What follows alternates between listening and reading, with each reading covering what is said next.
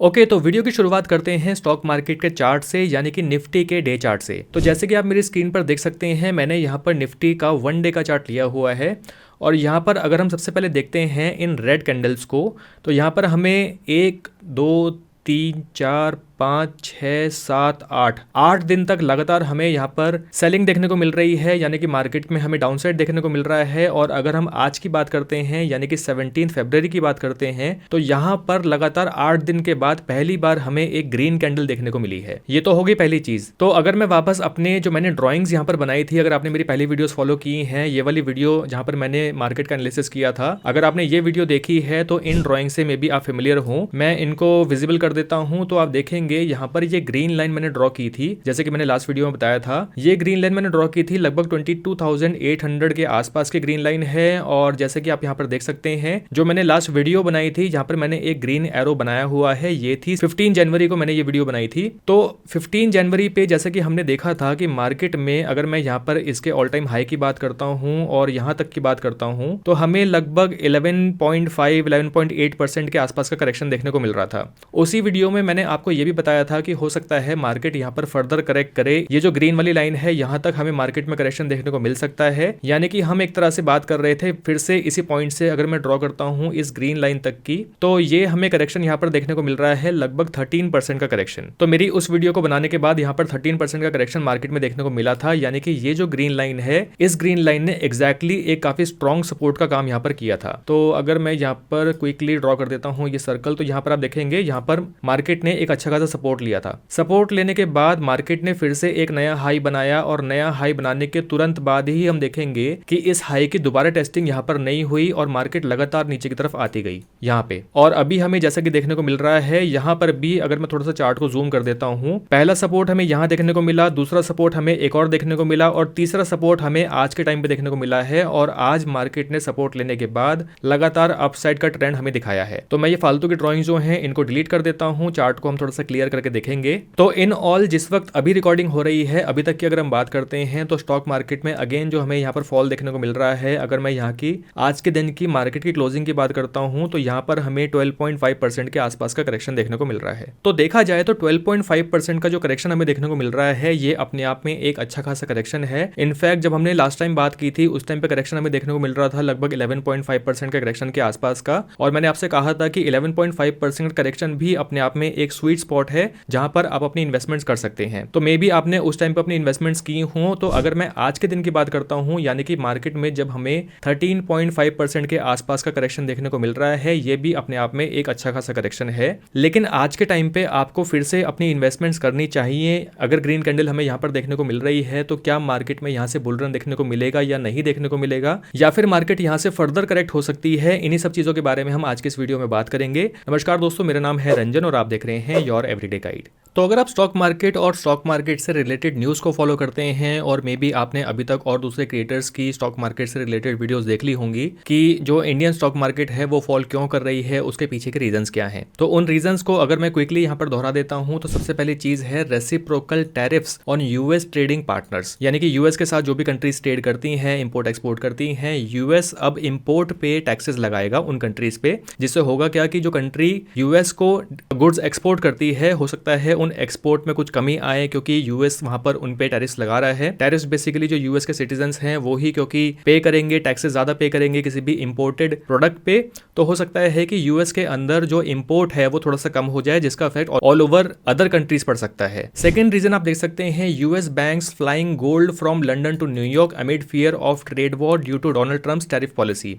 मतलब बेसिकली यहाँ पर एक फियर है कि डोनाल्ड ट्रंप की जो टैरिफ पॉलिसी है वो गोल्ड पे भी क्योंकि लग सकती है, तो गोल्ड के जो प्राइसेस हैं वो काफी ज्यादा इंक्रीज कर सकते हैं, क्योंकि अगर किसी दूसरी कंट्री से गोल्ड को इंपोर्ट किया जाएगा तो वहां पर यूएस के अंदर जो गोल्ड है उसके प्राइसेस काफी ज्यादा हाइक कर सकते हैं, जिसकी वजह से अभी क्या चल रहा है, अभी यहाँ पर इक्विटी से गोल्ड की तरफ कन्वर्जन चल रहा है। इक्विटीज को सेल किया जा रहा है, गोल्ड को बाय किया जा रहा है, क्योंकि गोल्ड में वहां पर प्रॉफिट देखने को मिल सकता है। तीसरी चीज है डिसअपॉइंटिंग Q3 रिजल्ट्स। यानी कि अगर हम 2024-25 की बात करते हैं तो जो Q3 है, Q3 के रिजल्ट रिजल्ट्स जितने एक्सपेक्टेड थे उस हिसाब से रिजल्ट्स नहीं आए हैं, जिसकी वजह से इंडियन स्टॉक मार्केट जो है वो ओवर वैल्यूड लग रही है। इसी वजह से जो FII है यानी कि फॉरेन इंस्टीट्यूशनल इन्वेस्टर्स हैं वो अपना पैसा लगातार इंडियन मार्केट से बाहर निकाल रहे हैं। आप यहाँ पर देख सकते हैं कि जो FII है वो लगातार डेली यहाँ पर अपनी सेलिंग कर रहा है, प्रॉफिट बुकिंग कर रहा है, क्योंकि उनको कहीं और पैसा इन्वेस्ट करना है। चौथा पॉइंट अगेन हाई वैल्यूएशन को लेकर ही है, यानी कि निफ्टी का जो पहले PE चल रहा था, आज के टाइम पे अगर हम PE की बात करते हैं, यहाँ पर अगर हम देखते हैं 26 सितंबर 2024 में, तो यहाँ पर PE हमें देखने को मिल रहा है 24.4 का। वहीं अगर हम आज की बात करते हैं यानी कि 14 फरवरी जो लास्ट डेटा यहाँ पर अवेलेबल है, यहाँ पर हमें PE देखने को मिल रहा है 20.4 का। और जैसे कि इस न्यूज में हमें देखने को मिल रहा है कि करंट PE जो है वो निफ्टी का लगभग 19.3 तक पहुंच गया है। और जो फिफ्थ पॉइंट है वो अगेन FII सेलिंग के ऊपर है, यानी कि by the end of 14 February 2025, I think यहाँ पर एक प्रिंट मिस्टेक है, ये 2025 होना चाहिए। FII have sold Indian stock worth 29,000 crore, whereas DII have bought Indian shares worth over 26,000 crore. तो एक तरफ FII अपनी प्रॉफिट बुकिंग कर रहा है, वहीं दूसरी तरफ DII यानी कि डोमेस्टिक इंस्टीट्यूशनल इन्वेस्टर्स बाइंग कर रहे हैं, मार्केट को थोड़ा सा होल्ड करने की कोशिश कर रहे हैं। और ऐसा नहीं है कि DII अपनी तरफ से पैसा लगा रहा है, अल्टीमेटली DII के पास जो पैसा जाता है वो आप ही का पैसा है। या तो आप स्टॉक्स में लगातार इन्वेस्टमेंट्स कर रहे हैं क्योंकि मार्केट डाउन है, या फिर म्यूचुअल फंड्स में इन्वेस्टर्स अपनी इन्वेस्टमेंट्स और भी ज्यादा कर रहे हैं क्योंकि मार्केट अगेन डाउन है। तो डाउन साइड पे यानी कि कम प्राइस पे म्यूचुअल फंड इन्वेस्टर्स लगातार अपने म्यूचुअल फंड्स की या फिर स्टॉक्स की एवरेजिंग करना चाहते हैं, जिसकी वजह से DII जो है वो भी लगातार बाइंग कर रहा है। एज पर सेबी जो रूल है कि DII के पास अगर पैसा आता है तो DII को भी अपना पैसा स्टॉक मार्केट में लगाना पड़ेगा, पैसा डालना पड़ेगा, क्योंकि इन्वेस्टर्स का ज्यादा पैसा म्यूचुअल फंड हाउसेज जो हैं वो होल्ड करके नहीं रख सकते, अल्टीमेटली उनको स्टॉक मार्केट में डालने ही पड़ेंगे। तो बेसिकली ये रीजंस हो गए स्टॉक मार्केट के फॉल होने के कि इंडिया पे इन सब चीजों का इंपैक्ट क्या पड़ रहा है और इंडियन स्टॉक मार्केट फॉल क्यों कर रही है। अब हम बात करते हैं टेक्निकल एनालिसिस की, क्योंकि टेक्निकल एनालिसिस ही हमें ये बताएगा कि स्टॉक मार्केट कहां तक ऊपर जा सकती है, अगर इसको ऊपर जाना है, या फिर अगर इसको फर्दर करेक्ट होना है तो कितना नीचे जा सकती है, जिसकी वजह से आप अपनी पोजीशनिंग बना सकते हैं स्टॉक्स के अंदर या फिर म्यूचुअल फंड के अंदर कि आपको भी पैसा म्यूचुअल फंड में इन्वेस्ट करना चाहिए या फिर स्टॉक में डालना चाहिए या नहीं। तो स्टॉक मार्केट में अगर हम ट्रेडिंग की बात करते हैं, फिर चाहे आप डायरेक्टली स्टॉक्स में कैश में स्विंग ट्रेडिंग करते हो या फिर स्टॉक्स या इंडेक्स में फ्यूचर एंड ऑप्शंस में अगर आप ट्रेडिंग करते हो, इन सभी चीजों को और डिफरेंट सेक्टर्स को ट्रैक करने के लिए आपको एक ऐसा प्लेटफॉर्म चाहिए जो आपको रियल टाइम अपडेट्स दे, रिसर्च बेस्ड इनसाइट्स प्रोवाइड करे और आपको स्मार्ट टूल्स दे जो आपकी ट्रेडिंग को और भी इफेक्टिव बनाए। और ये सभी कुछ आपको मिलेगा ब्लिंकएक्स पे। ब्लिंकएक्स एक ट्रस्टेड प्लेटफॉर्म है जो आपको हर एक मार्केट कंडीशन में सपोर्ट करता है, मार्केट चाहे ऊपर जाए चाहे नीचे जाए या फिर साइडवेज ही क्यों ना मूव करे। ब्लिंकएक्स आपको रिसर्च कॉल, एक्सपर्ट इनसाइट्स और डिफरेंट एडवांस टूल्स प्रोवाइड करता है जो आपको मार्केट के हर एक मूव का फायदा उठाने में पूरी मदद करते हैं। और सबसे बेस्ट पार्ट,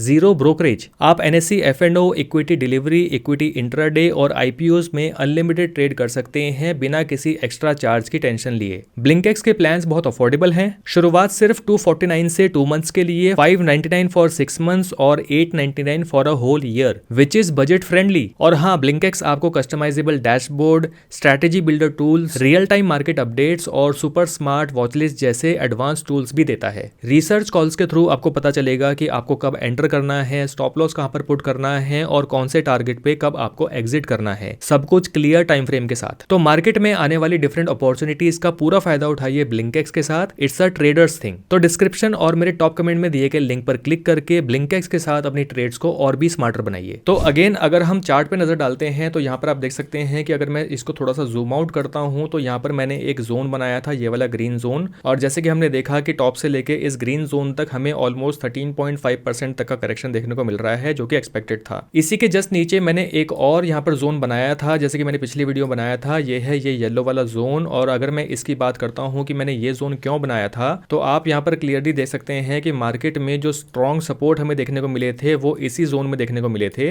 यानी कि ये वाला जो एरिया है ये लगभग आप मान के चलिए 21,800 21,700 के बीच का एरिया है, रीजन है, जो कि अगेन अपने आप में एक काफी अच्छा स्ट्रॉन्ग सपोर्ट है। तो अगर हम इस सपोर्ट तक की बात करते हैं अगेन मार्केट के टॉप से, अगर मैं फिर से यहाँ पर ड्रॉ कर देता हूँ तो ये है लगभग 17% का राउंड ऑफ का करेक्शन जो कि मार्केट में हो सकता है आगे चल के आ जाए, क्योंकि अभी जो आज के टाइम पे ग्रीन कैंडल यहाँ पर बनी है, अभी हम ये यहाँ पर इस चीज को नहीं अज्यूम कर सकते कि यहाँ से मार्केट अपसाइड पे जाना स्टार्ट कर देगी। मे बी हो सकता है कि ये जो ग्रीन कैंडल हमें देखने को मिली है यहाँ से मार्केट ऊपर जाए और यहाँ पर हमें अगेन इस वाले जो रेजिस्टेंस है इसको यहाँ पर टेस्ट करने की कोशिश करे। अगर ये यहाँ पर कंसोलिडेट होती है तो हो सकता है इस रेजिस्टेंस को ब्रेक करे, या दूसरा रीजन ये हो सकता है है कि यहाँ पर कंसोलिडेशन के बाद भी फेल हो और फिर से इसी रीजन को आके यानी कि 22,800 वाला जो रीजन है इसको आकर फिर से टेस्ट करे। अगर ओवरऑल मार्केट सेंटीमेंट ऐसा ही बना रहा, एफआईआई की सेलिंग फर्दर आती रही, तो हो सकता है कि ये इस सपोर्ट को ब्रेक करके रीटेस्ट लेके फिर से नीचे की तरफ आना स्टार्ट करे और इस जोन को आके टच करे। तो ओवरऑल जैसे कि चार्ट को देख के लगता है, मतलब एज पर जो मेरा एक्सपेक्टेशन है वो ये है कि जो ये वाला जोन है ये बहुत स्ट्रॉन्ग सपोर्ट जोन है, इसके नीचे निफ्टी को बाय एनी चांस नहीं आना चाहिए। बट अल्टीमेटली स्टॉक मार्केट है, यहाँ पर कुछ भी हो सकता है, बट मैं फिर भी मान के चल रहा हूँ कि 21,800 का जो लेवल है ये अपने आप में काफी अच्छा स्ट्रॉन्ग सपोर्ट जोन है। तो इन सब ड्राइंग को मैं यहाँ पर डिलीट कर देता हूँ और कुछ और चीजों की अगर हम बात करते हैं तो एक और जो ऑब्जर्वेशन हमें यहाँ पर देखने को मिल रहा है, मैं अगर लेता हूँ यहाँ से लेके यहाँ तक की अगर मैं एक ट्रेंड लाइन ड्रॉ करता हूँ तो आप देख सकते हैं कि एक यहाँ पर हमें डाउन साइड पे ये एक ट्रेंड लाइन हमें देखने को मिल रही है और फिर से अगर मैं ट्रेंड लाइन लेता हूँ और मैं यहाँ से लेके यहाँ तक इसको ज्वाइन करता हूँ तो आप देख सकते हैं कि बहुत ही बढ़िया हमें डाउन साइड वेज यहाँ पर देखने को मिल रहा है। तो अगर आप थोड़ा सा भी टेक्निकल एनालिसिस करना जानते हैं या फिर अगर आपने ट्रेडिंग में जो डिफरेंट चार्ट्स होते हैं अगर आपने उन चार्ट्स को देखा है तो जो डाउन साइड वेज होता है ये एक अच्छा साइन होता है कि मार्केट यहाँ से अप साइड में ब्रेकआउट कर सकती है। यानी कि अभी मार्केट ने जो वेज का ये वाला पार्ट था इसको टेस्ट किया है, आने वाले समय में हो सकता है मार्केट यहाँ पर आके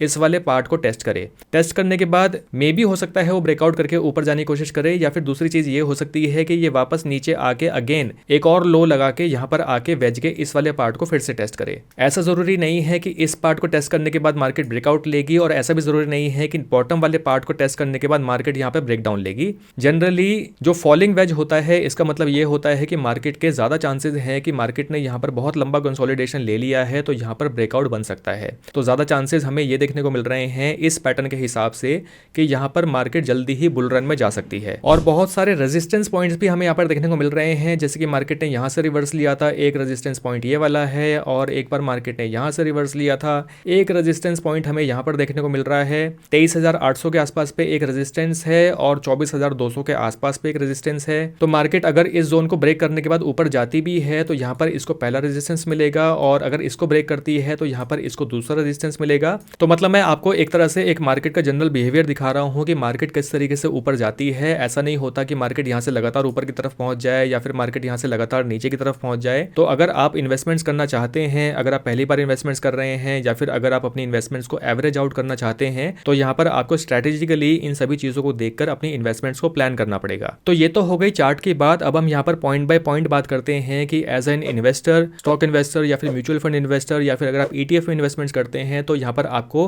क्या स्ट्रैटेजी फॉलो करनी चाहिए। तो सबसे पहले अगर हम स्टॉक इन्वेस्टर्स की बात करते हैं, अगर आप लॉन्ग टर्म के लिए अपनी इन्वेस्टमेंट स्टॉक्स में करते हैं तो यहाँ पर आपको क्या करना चाहिए। तो जैसे कि हमने चार्ट पे देखा कि मार्केट में अभी यहाँ पर जो करेक्शन आ चुका है ये लगभग 13.5% का करेक्शन लास्ट आ चुका है, और आज के टाइम की जो मार्केट क्लोजिंग हुई है यहाँ पर हमें लगभग 1% का अपसाइड या फिर मैं कहूँ कि टॉप से 12.5% का डाउनसाइड हमें देखने को मिल रहा है। तो 12.5% का करेक्शन आना मार्केट में अपने आप में अगेन एक अच्छा करेक्शन है। आप अगर स्टॉक्स में इन्वेस्टमेंट्स करते हैं और आप फंडामेंटली अच्छे स्टॉक्स में अपनी इन्वेस्टमेंट्स कर रहे हैं, मैं किसी सिक्योरिटी किसी स्टॉक का यहाँ पर नाम नहीं लूंगा, तो बेसिकली अगर आप लार्ज कैप कंपनीज के स्टॉक्स को ही देख लेते हैं और अगर आप उन स्टॉक्स को एवरेज आउट करना चाहते हैं तो उनको भी आप यहाँ पर एवरेज कर सकते हैं और भी थोड़ी सी क्वांटिटीज को आप वहां पर ऐड कर सकते हैं। तो मार्केट अगर यहाँ पर थोड़ी सी भी रिकवरी और लेती है, 2-3%, 4% की रिकवरी भी अगर लेती है, तो यहाँ पर आपकी जो पोर्टफोलियो है अगर वो बहुत ज्यादा रेड में था तो हो सकता है कि आपको यहाँ पर थोड़ा सा बैलेंस देखने को मिले। और लॉन्ग टर्म इन्वेस्टमेंट्स के साथ साथ अगर आप एक स्विंग ट्रेडर हैं, स्विंग ट्रेडिंग करते हैं, तो आप स्विंग ट्रेडिंग भी अगेन यहाँ पर देख सकते हैं। पॉजिटिव साइड आपको यहाँ पर देखने को मिल सकती है बहुत से स्टॉक्स में। तो निफ्टी ने जो आज के टाइम पे कैंडल बनाई है, अगर मैं इस कैंडल की ही बात करता हूँ, मैं इसको यहाँ पर डिलीट कर रहा हूँ, तो ये जो कैंडल आपको यहाँ पर देखने को मिल रही है, अगर हम जूम इन करते हैं तो यहाँ पर आप देख सकते हैं कि ये कैंडल अपने आप में एक काफी अच्छी बाइंग कैंडल है।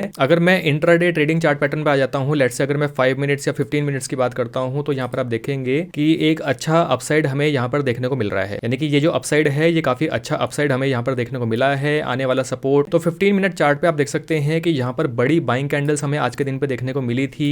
अपसाइड हमें अच्छा यहाँ पर देखने को मिला है, और ये जो ट्रेंड लाइन ऊपर से चलती हुई आ रही थी, मैंने इस ट्रेंड लाइन को ड्रॉ किया था जो कि मैं अपनी इंट्राडे ट्रेडिंग में इस्तेमाल करता हूँ। इस ट्रेंड लाइन को इसने ब्रेक किया है और ब्रेक करने के बाद इसने आज के टाइम पे अपसाइड मूव ही दिखाया है। तो आने वाले समय में हमें अच्छा अपसाइड देखने को मिल सकता है। एटलीस्ट जो मैंने ये वाली ट्रेंड लाइन ड्रॉ की है, यानी कि ये है 23,400 के आसपास की जो ट्रेंड लाइन है, ये वाला एरिया हमें जल्दी ही टच होता हुआ दिखाई दे सकता है। तो अगर आप एक स्विंग ट्रेडर हैं तो यहाँ पर आपको बहुत से स्टॉक्स में अच्छी अपॉर्चुनिटी मिल सकती है अपसाइड पे, तो आप उसी हिसाब से अपनी ट्रेडिंग को प्लान कर सकते हैं। सेकंड चीज आती है ETF इन्वेस्टर के लिए। अगर आप निफ्टी 50 ETF में अपनी इन्वेस्टमेंट्स कर रहे हैं या फिर निफ्टी नेक्स्ट 50 के ETF में अपनी इन्वेस्टमेंट्स कर रहे हैं, तो अगेन यहाँ पर अच्छी अपॉर्चुनिटी है। आज की जो ग्रीन कैंडल है, इसने एक अच्छा साइन दिखाया है कि यहाँ पर हमें कुछ अपसाइड आने वाले समय में देखने को मिल सकता है। तो आप अपनी पोजीशंस को यहाँ पर एवरेज कर सकते हैं ETFs की, और भी जो यूनिट्स हैं आप उनको बाय कर सकते हैं। बहुत ज्यादा बाइंग करने को मैं यहाँ पर नहीं कहूंगा, क्योंकि एक ही ग्रीन कैंडल हमें आज के टाइम पे देखने को मिली है 8 रेड कैंडल्स के बाद। तो अभी भी सेल प्रेशर यहाँ पर है, लेकिन थोड़ा सा अपसाइड यहाँ पर देखने को मिल सकता है। तो आप छोटी छोटी क्वांटिटीज में अपनी जो पोजीशंस हैं उनको थोड़ा सा एवरेज कर सकते हैं। तीसरी चीज आती है म्यूचुअल फंड इन्वेस्टर्स के लिए, यानी कि वो इन्वेस्टर जो म्यूचुअल फंड्स में बहुत लंबे समय के लिए अपनी इन्वेस्टमेंट्स करना चाहते हैं, उनका गोल लॉन्ग टर्म का है।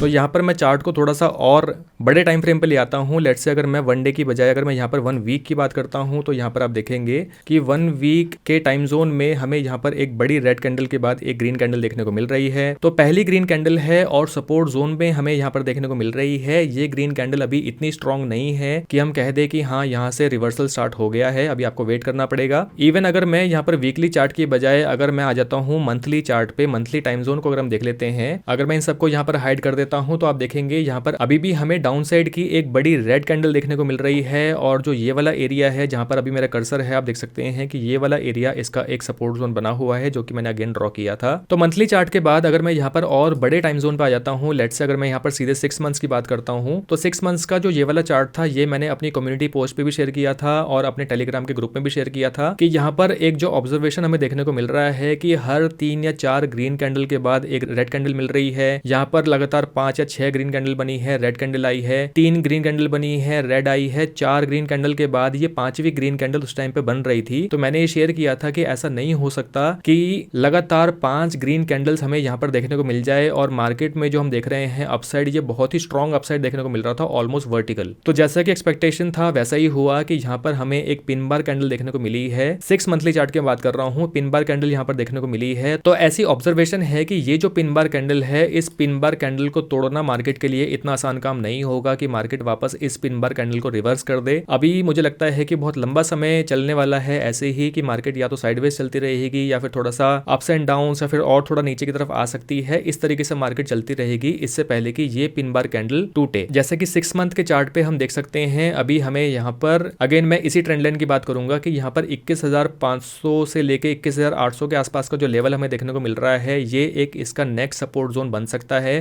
तो अगर आप एक long term mutual fund investor हैं, तो आपको अभी यहाँ पर बहुत ज्यादा जल्दीबाजी नहीं दिखानी चाहिए सिर्फ डे चार्ट को देख के। तो कहने का मेरा मतलब ये है कि अगर आपकी SIP चल रही हैं तो SIP को चलते रहने दीजिए, SIP को कभी भी छेड़ना नहीं चाहिए, किसी भी SI को स्टॉप या पॉज करने की आपको जरूरत नहीं है। अगर आप लमसम इन्वेस्टमेंट्स करना चाहते हैं, जैसे कि मैंने पहले बताया था, यानी कि 15 जनवरी को जो मैंने वीडियो बनाई थी उसमें मैंने बताया था कि लमसम इन्वेस्टमेंट्स आप यहाँ पर कर सकते हैं, लेकिन आपको यहाँ पर पार्शियली छोटी इन्वेस्टमेंट्स करनी होगी। जितना भी लमसम आपके पास रखा हुआ है उसमें से आप 20% इन्वेस्टमेंट्स कर लीजिए, 25% इन्वेस्टमेंट्स इस लेवल पे कर सकते हैं, क्योंकि जैसे कि मैंने बताया कि ये जो ग्रीन जोन है ये एक अच्छा सपोर्ट जोन अभी हमें देखने को मिल रहा है। तो अगर आपके पास एक बड़ा कॉर्पस रखा हुआ है, आप इन्वेस्टमेंट्स करने की वेट कर रहे हैं, तो अभी आपको थोड़ा सा और वेट करना पड़ेगा। पहले हमें यहाँ पर एक कंफर्मेशन मिल जाए कि मार्केट रियल में बुल रन में जा रही है या नहीं जा रही है, क्या वो इस ट्रेंड लाइन को यहाँ पर ब्रेक कर पा रही है या नहीं कर पा रही है। उसके बाद ही आप अपना नेक्स्ट लमसम इन्वेस्टमेंट्स कर सकते हैं। देखिए, अगर हम ओवरऑल मार्केट सेंटिमेंट्स की बात करते हैं तो यहाँ पर बहुत कुछ अभी हो रहा है। यूएस की अगर हम बात करते हैं तो डोनाल्ड ट्रंप क्योंकि अभी पावर में आए हैं, बहुत सारी पॉलिसीज उन्होंने यहाँ पर फॉलो करना स्टार्ट की हैं। जैसे कि टैरिफ्स की अगर हम बात करते हैं तो इन टैरिफ्स की वजह से